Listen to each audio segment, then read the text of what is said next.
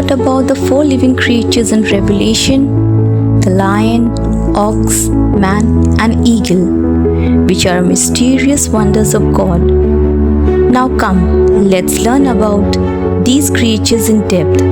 So first, let's read Revelation chapter 4 verses 6 to 8. Also in front of the throne, there was what looked like a sea of glass, clear as crystal. In the center, around the throne, were four living creatures, and they were covered with eyes in front and in back.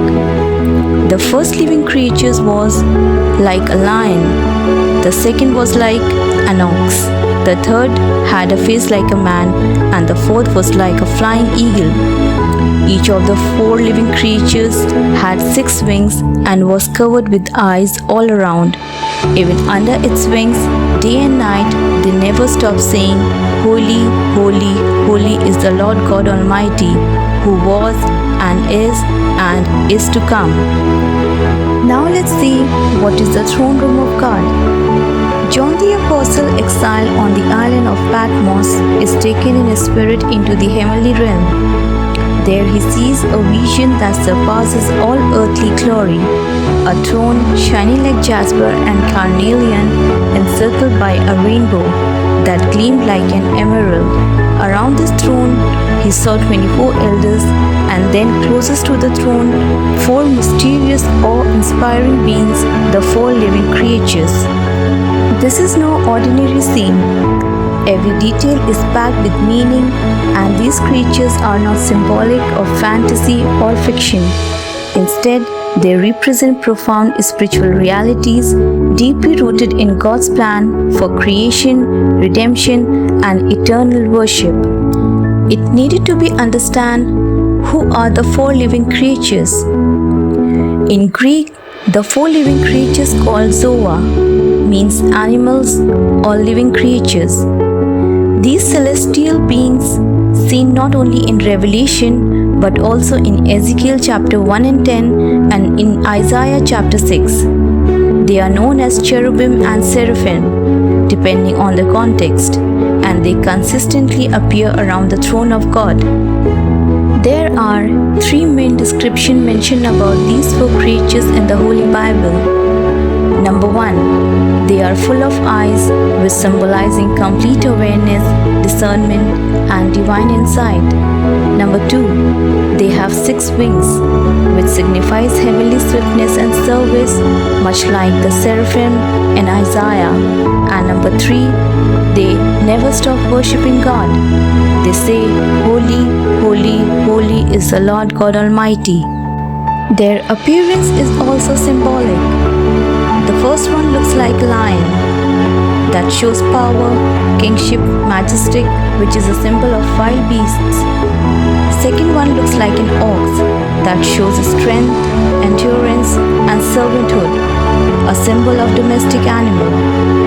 Third one looks like a man, that shows the intelligence, reason, and relationship, which signifies the crown of earthly creation. And fourth looked like an eagle, that marked the sovereignty, swiftness, and vision, king of the skies. Together they form a complete picture of God's plan.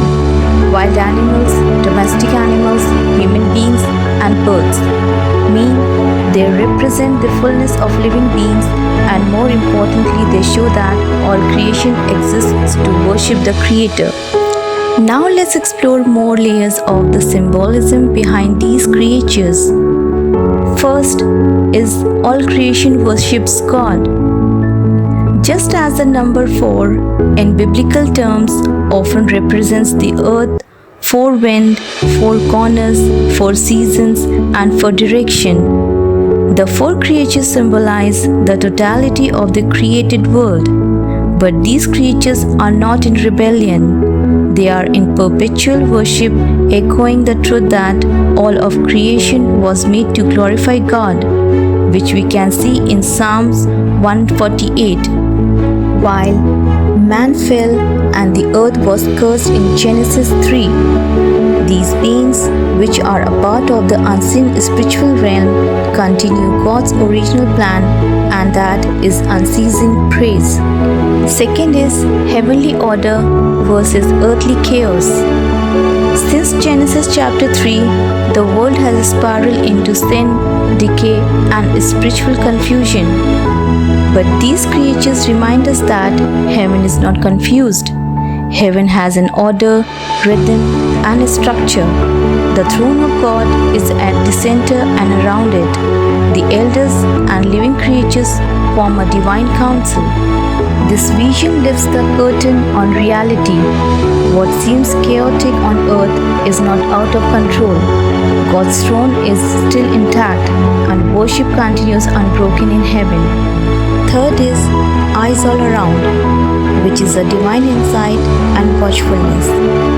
These creatures are covered with eyes, a divine symbol of perfect vision and insight. They are backward and forward, inside and out. It points to the spiritual discernment and constant awareness of God's will. They are not blind followers, they are intelligent worshippers, filled with the Spirit and deeply aware of God's eternal plan.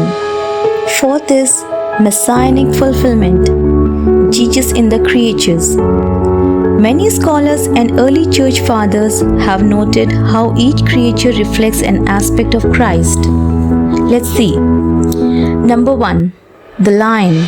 It shows Christ as king, which is in the Gospel of Matthew. Number 2. Ox. It shows Christ as a domestic helper and sacrifice, which we find out in the book of Mark. Number 3. A man, which shows Christ as the Son of Man. We can see this in the Gospel of Luke.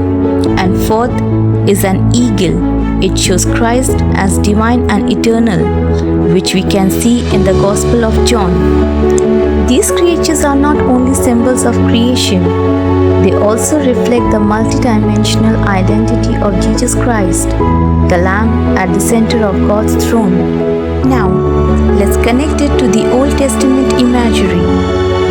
The imagery John uses in Revelation chapter 4 isn't new. It echoes the cherubim of Ezekiel chapter 1 and 10 and the seraphim in Isaiah chapter 6. Ezekiel describes living creatures with 4 faces: lion, ox, man, and eagle, moving like lightning, full of eyes, and accompanied by wheels. These creatures upheld the glory of the Lord, just like in Revelation. Isaiah also sees seraphim crying out, "Holy, holy, holy," using their wings to fly, cover their faces and feet. What does this show? It shows that the heavenly throne has always been consistent. Across centuries and prophets, the same beings appear with the same purpose: worship and proclaim the holiness of God. Let's also understand the very important fact, and that is, why do they never stop saying, "Holy, holy, holy"? This triple repetition is more than a poetry. In Hebrew, repetition intensifies meaning. Saying holy 3 times emphasizes the absolute unmatched holiness of God. 1 time holy means set apart, pure, and perfect. 2 times holy means beyond compare. And 3 times holy means utterly transcendent, perfect in all ways, past, present, and future.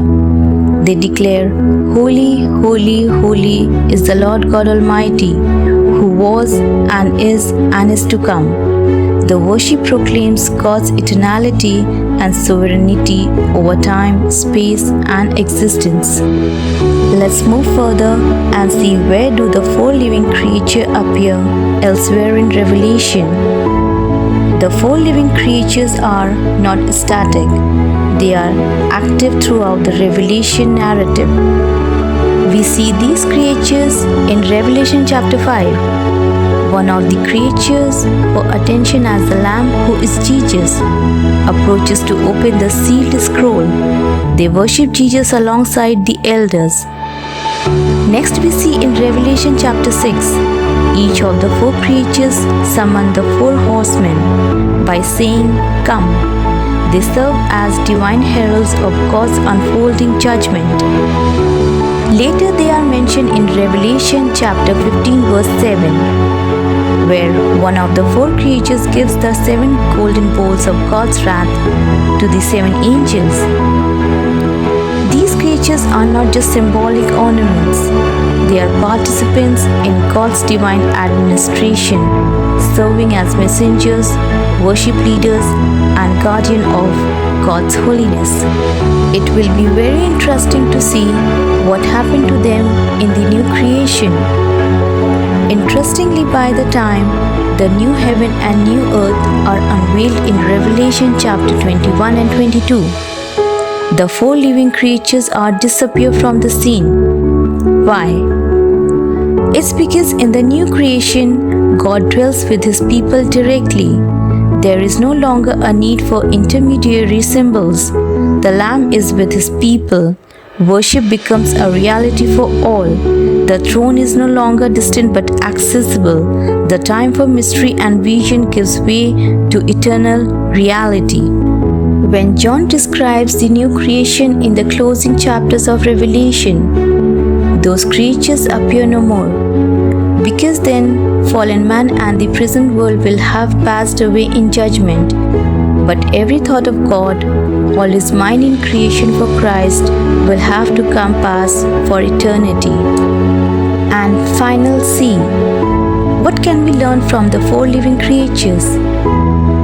These four living creatures teaches us to live in awe of God's holiness, embrace worship as the highest calling of creation, trust in God's order even in chaos, and recognize that all things were made by Him, through Him, and for Him.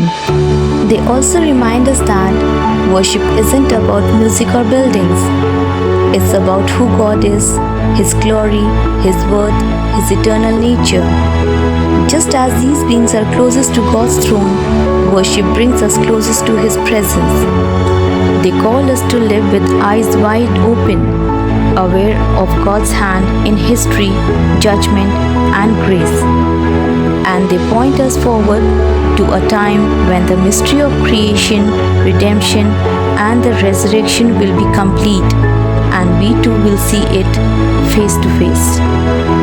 Now, my question is, what is the message to humanity in seeing these creatures constantly glorifying God, and why these creatures are disappear from the new heaven and new earth? If you have understand it, please share your answers in the comments section. God bless you.